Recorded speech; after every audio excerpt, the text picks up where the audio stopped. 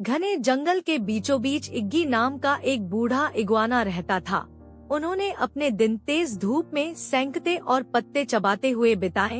इग्गी अपने एकांत जीवन से संतुष्ट थी, लेकिन एक दिन कौवों के एक शरारती समूह ने जंगल को अपना घर बनाने का फैसला किया।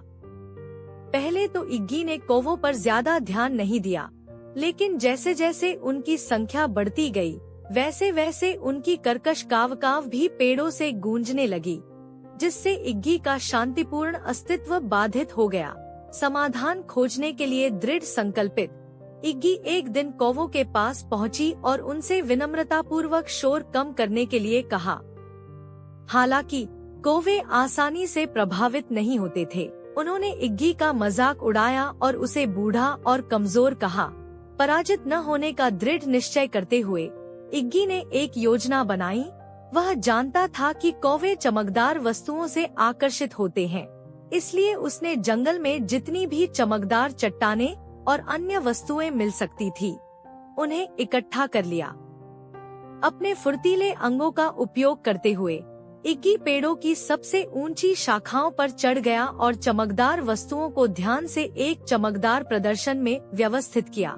कौवे चमकदार खजानों के आकर्षण का विरोध करने में असमर्थ थे, विस्मय में इधर उधर इकट्ठा हो गए।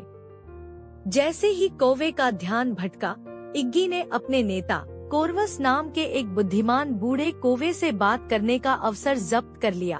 उन्होंने बताया कि कैसे उनकी शोरगुल वाली उपस्थिति जंगल की शांति को भंग कर रही थी और पूछा कि क्या वे शांतिपूर्वक सहअस्तित्व का कोई रास्ता खोज सकते हैं। कोरवस इग्गी की सरलता और दृढ़ संकल्प से प्रभावित होकर युद्ध विराम के लिए सहमत हो गया। उस दिन से कौवे और इग्गी जंगल में सौहार्दपूर्वक रहने लगे। कौवों ने अपना शोर न्यूनतम रखा और इग्गी ने जंगल के बारे में अपना ज्ञान उनके साथ साझा किया, और इसलिए एक इग्वाना और कौवों के एक समूह के बीच अप्रत्याशित दोस्ती पनपी, जिसने दोनों प्रजातियों को जंगल के विशाल टेपेस्ट्री में समझ और सहयोग का मूल्य सिखाया।